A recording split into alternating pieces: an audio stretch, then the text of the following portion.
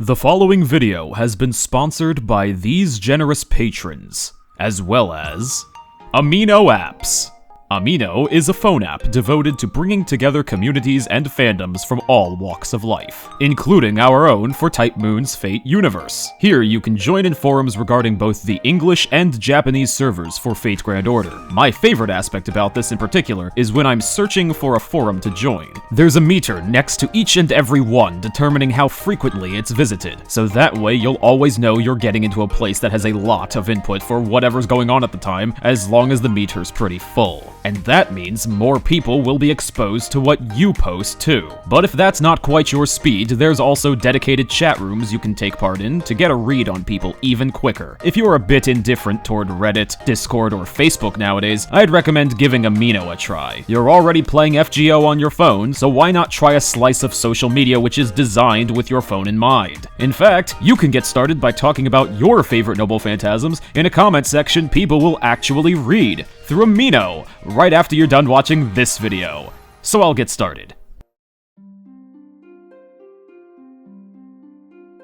There used to be a time when most Noble Phantasm animations were really boring. Sure, they were also a lot shorter, and yet back then I'd still wish for there to be an NP skip button just because they were so bland. Luckily, those days are long gone. Last year, I made a list of my few favorite Noble Phantasm animations across 2.5 years since Fate Grand Order's launch. And while the number of servants I have to consider for just 2018 alone consists of a tiny fraction by comparison, this was the year that Delightworks truly pushed what the software of FGO was graphically capable of producing with incredible direction and distinction. While outlining this list, I will admit right now there were quite a few great choices I could have added in, but if I made this into a top 10 list for just this single year, it would be way too obvious who would end up on this list at all. It would ultimately feel more like a charity to make everyone happy, rather than a dissection of those I personally think were the best. You know how it is. Even with the improvements, DW is still gonna pick the gold servants as favorites so that you masters get your money's worth, and there weren't a ton of those that were new in 2018 anyway. So it's down to a decisive 5,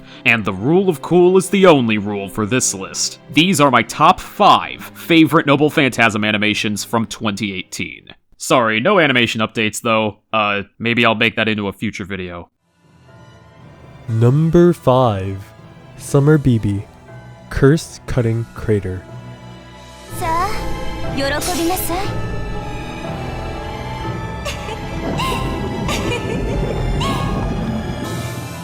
声は遠く、私の影は世界へ。カーストカッティングクレーター。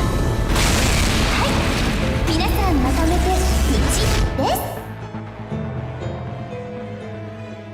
A lot of 2018's Summer Servant Noble Phantasm animations had fantastic presentations, from Jeanne d'Arc skating over the water by means of a literal whale, to Ibaraki forming a giant fist out of spears to punch an enemy so hard they explode into happy festival fireworks. But among every Summer Servant ever released, Summer BB's is the only one I could ever call legitimately terrifying. Through a contract with the Elder God Shapeshifter and resident Crawling Chaos, Nyarlathotep, BB's reality warping powers come alive into the real world. Her true form showcased immediately as a massive black monolith is probably an allusion to H.P. Lovecraft's depiction of Nyarlathotep as a tall, completely blackened figure described in the short story The Dream in the Witch House. And the slower tempo BB channel theme accompaniment is simply haunting to say the least. However, the many clever comparisons between BB and Nyarlathotep as macroscopic puppet masters within the worlds they inhabit are far more interesting than what this girl actually does with her power as shown here. While it is certainly an intense scene thanks to the otherworldly environment and BB's dark expression, all we actually see BB do after she's arrived is crush the platform the opposing party is lifted from. BB asserting her dominance is always more interesting than your average laser beam or punch, but considering nothing is beyond her reach in this form, I would assume she'd come up with something a bit more creative. If anything, I think I'd like talking about the ideas behind it rather than what actually happens in the attack. Nonetheless, it is a nitpick on a Noble Phantasm that is honestly very unique and an impressively spooky display of power. Maybe she just doesn't feel the need to flex now that the real world's space and time are in the palms of her hands. Number 4. Shin Liang, Shongzhen, Emperor's Four Poems. 小被災の皆でとこの信頼には全てを捧げましょう。無欲にして忠義の歌ここにはっ参ります。 It's nothing outlandish, but damn, does it look cool. I love the brief cinematography of this Noble Phantasm. That initial sweep of the camera never fails to get me excited for what's to come, and then, floating in from on high into the mountains of China like it's the Death Note comes the eponymous 4 poems into Leon's grateful hands. Each one of these poems enters her mind with a beautiful yet ominous gong sound, before her resolution sends her soaring up into the sky. And upon her descent, she brings a literal burning passion so great that the chimes of her seemingly infinite status buffs, one after another, will make you think she's gone Super Saiyan. So this is Delightworks' interpretation of a Nakama mod. I just think, from start to finish, this is the coolest support Noble Phantasm we'd ever gotten to see up to this point. I actually want to spam it because I feel like Leon can do anything after activating it. Nothing is impossible! And given everything she is mechanically capable of in Fate Grand Order with this Noble Phantasm, that's very nearly the truth. Number 3. Barada Mont, Bouclier d'Ant. ブークリエでアトランタ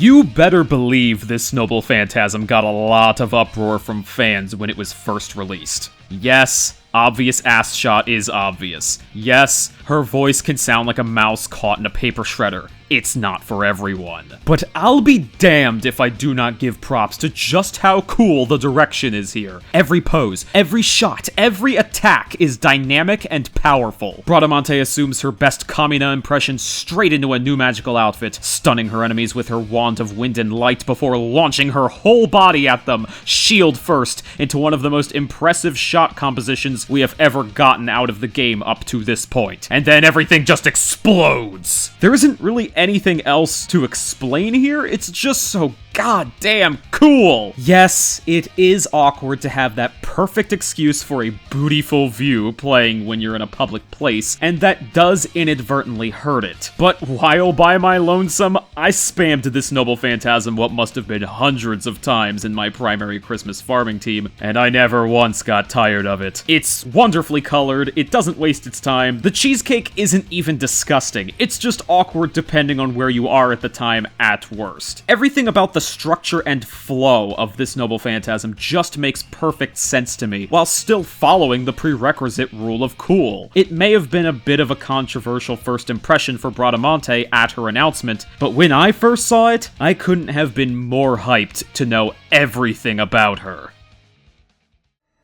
Number 2.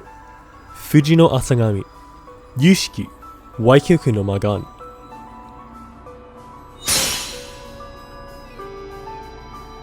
上がれ上がれ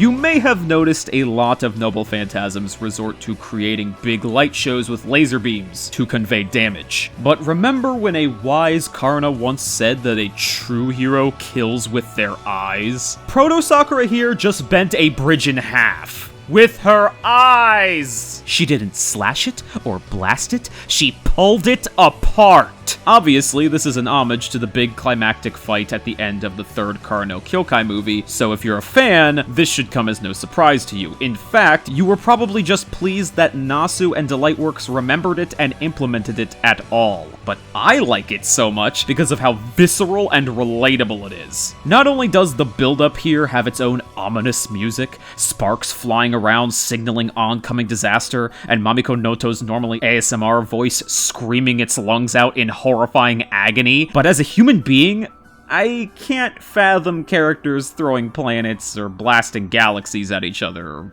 whatever. Even Kamehamehas and such are just fantasy to me. It's like watching a video comparing how small Earth is to the rest of the universe. I'm not exposed to that kind of scale from my daily perspective. I can, however, completely understand just how crazy it must be to tear a real-world city bridge apart, and the screeching crack it makes when it finally snaps is somehow extremely satisfying. It is pretty over the top that this is a single target attack though, as opposed to an AoE one. I personally think it would just make more sense given the scale of this event, cause good thing it's a blocked off bridge in the movie, or else I'd be thinking about all the unintended casualties. And I may end up a casualty myself for some people after they see my number 1 pick. Yeah, I cheated again. And finally, number 1. Benienma, 10を判決、すつらの道行き。スズメ改め、灯籠流し。命は取りません。ですが、その二枚舌は許しません。つづらの道行き、これにて閉廷。I don't know how Delightworks does it, but my favorite Noble Phantasm of the year always ends up being released the literal second the year is actually over. I promise you, I did not expect this to happen.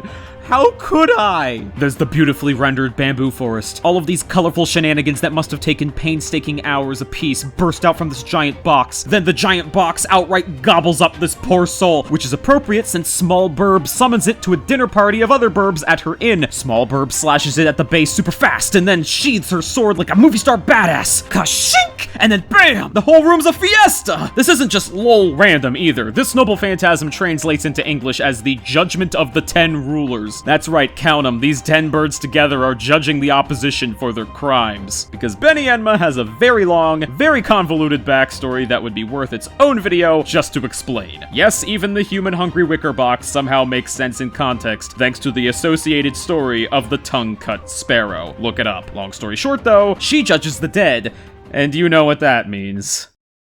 お前はもう死んでる。NANI?!